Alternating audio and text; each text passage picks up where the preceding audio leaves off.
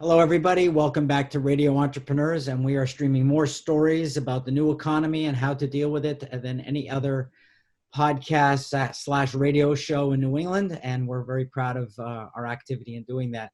My name again is Jeffrey Davis of MAGE. Our next guest, longtime guest, many times on the show, Jennifer Wolfsberg, Managing Principal and Co-Founder, Centerpoint Advisors, and we're going to talk today with Jennifer about wealth transfer in a non-traditional manner. Welcome, Jennifer. Thank you, Jeff. Thanks so much for having me. It's my pleasure. You know, Jennifer, it is a subject that I'm very interested in for both my clients and always myself. I'm wondering about, there's a clock ticking on the current administration. We don't know what's going to happen, new laws. I have, adult children, and it's just, there's so much going on and to think about right now during these times, and valuations have changed. Exactly. Yeah. I think this is a challenging atmosphere, and what we're working on right now is more in the light of education and financial behavior. So when we talk about wealth transfer in the traditional sense, you're talking about estate planning, which is the most common. People think, how do I get money out of my estate, gifting to children, educational expenses, etc. But what we're working on right now is wealth transfer in a knowledge and an education format between families. So in the traditional sense, it's like, what are you sharing in knowledge and education of your own experience growing up with your children? I think one of the bigger challenges as a parent, and I think we can all relate to this, is that as most of our clients have brought up, they had very little. They built their empire, they built their worth, their education. And so the inclination there is then to make things a little bit easier on your children. Of course, give them more, remove some of the obstacles and challenges that they probably have faced. But in the light is what we talk about this with clients, is like, now I might have removed too much. Now they didn't get the sense of understanding how to manage money independently. And so when we talk about wealth transfer, we talk a lot about education of that, not just the transfer, the responsibility and role of money management.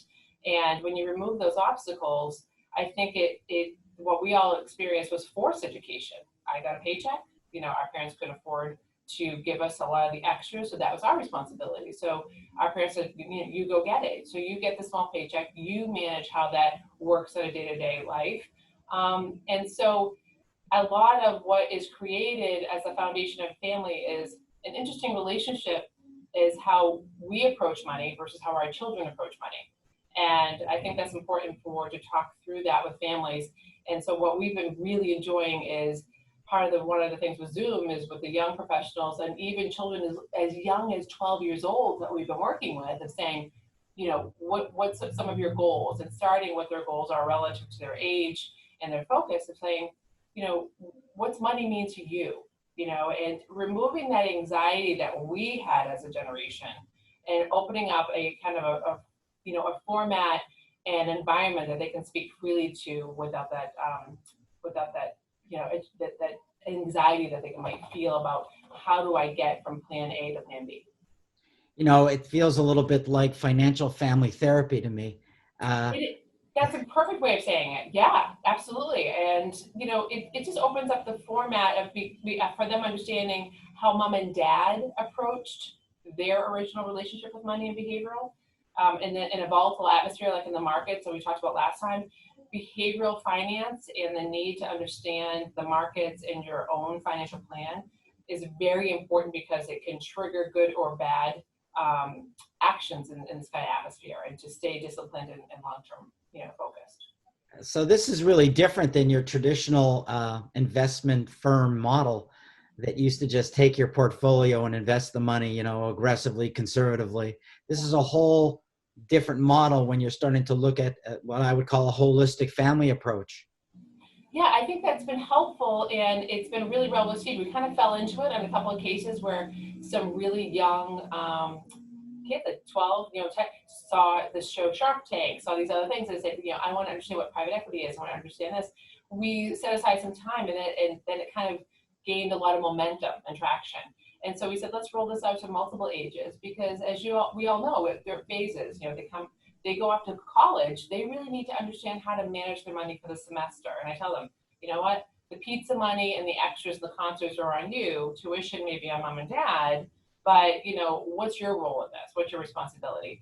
Every step of the way, those phases is the next step of financial independence and freedom. Now, the interesting thing on a behavioral format is you can have a family of 4 kids, 3 kids, 2 kids, and each one of them has a very different relationship with money and how they view it. One might be a great saver, the other one might be a big spender. And so when we talk to the parents, they'll all say, I swear I raised them the same way, same house, I don't understand. So there's an element of education and knowledge and experience, but it's people's own personalities as well and how they perceive money and wealth. So it's really important to talk through those things in order to give them the best chance for creating their own foundation.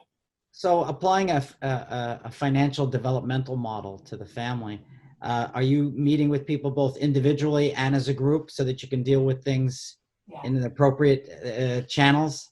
Yeah, so great question. So it's very interesting. So we usually kick it off with the parents saying, this is a great idea. Can I be on the first call, the first Zoom, the first video call, whatever? Absolutely. And some kids are just obviously great communicators. Others are like pulling teeth, right? But when you remove the parent from that setting, so we find the best way is to kick it off as a family discussion and then allow the young adult, child, young professional, et cetera, to really have the floor for themselves, because it removes that dynamic, it allows them to think, freely without saying like, look, this is a format, this is free speech. Just talk about what money means to you. I mean, is it the baseball bat that you really wanted? Is it your first car? Are you responsible for college tuition? Let's talk about these things and what you're nervous about. So I think you're right on about is it best in a group atmosphere? I think that's a good starting point, especially if they don't know us as well. A lot of these families have been with us for many years, so even if they don't know us personally, they know of us. So it's a little bit easier transition. But the newest are all new clients as well that find out from existing that say, hey, I didn't know you would talk to the kids about this. And look, it's not a lot. It's 20 minutes as an original discussion, just to give them a comfort level. And what's really satisfying for us as a team is that as they age and they get older and new experience and opportunities come, their first packet from information from their first employer, a first time home buyer, which we had this week, they've already stepped and they've kind of, increased their knowledge along the way, as well as their goals and their income. And it's awesome for them to reach out and go, hey, can I run something by you? What do you think of this mortgage rate? Do you think I can afford this, et cetera? Is this a good 401k plan for me? Or literally, I have an allowance and I have can I invest this? And so it's been really rewarding to be part of these decisions with them. Are young people, from your perspective, are they feeling a lot of pressure? A lot, yeah. I can see it definitely. I know a lot of these kids want to be financially independent. They're in school. We don't know what's going to happen with schools right now. Tuitions are extremely expensive. They might feel pressure because of the costs associated with that, and they see the pressure of what mom and dad are going through at home. They may not have any resources. They're nervous about the employment markets. They're coming out with student loans. So the biggest thing that we're hearing is even coming out of school, I feel poor. I'm anxious. I'm not going to make it. I don't want to live at home. I don't want to be a burden, and it's our job to kind of outline for them.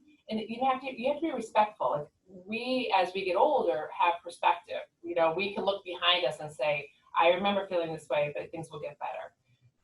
They are relevant in the here and the now. So it's important to, acknowledge that anxiety for them because they can't see forward. They don't know what's going to happen.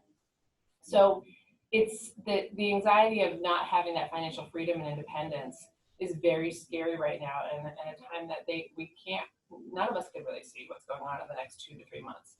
But this is an opportunity to gain knowledge and education and create a foundation in a good setting of, I'm home, I have time, I have the summer, I'm working with my parents, how can I help?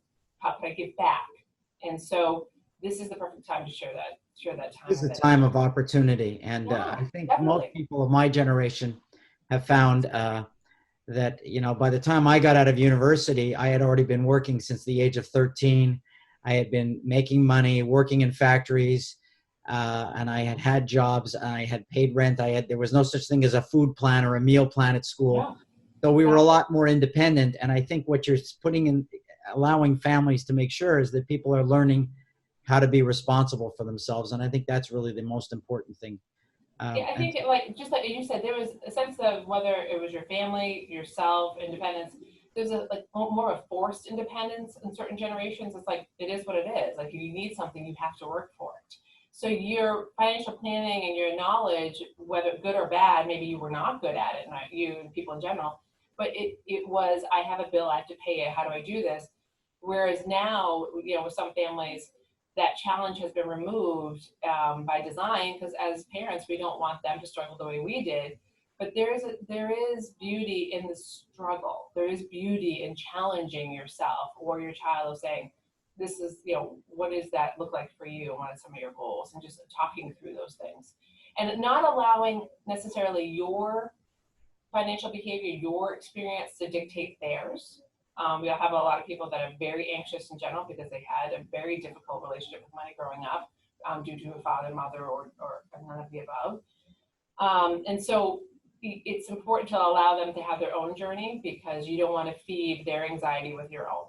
So it's giving them the ability to talk through things and see a plan in a little bit more less triggered environment. that's good. We've been speaking with Jennifer Wolfsberg, managing principal and co-founder of Centerpoint Advisors, wealth transfer in a non-traditional world. Jennifer, if someone's looking for you at Centerpoint for themselves, for their family, for their investments, how would they find you? Yes, thank you. It's we're at www.centerpointadvisors.net, and we're in Needham, Massachusetts. And we have obviously a contact information for anyone to reach out to us on our website. That's great. And we look forward to speaking with you again. You look well, stay healthy. My name is Jeffrey Davis of MAGE LLC, management consulting firm at the letter J, Davis at mageusa.com. We're going to take a break. We'll be right back after this short sequence.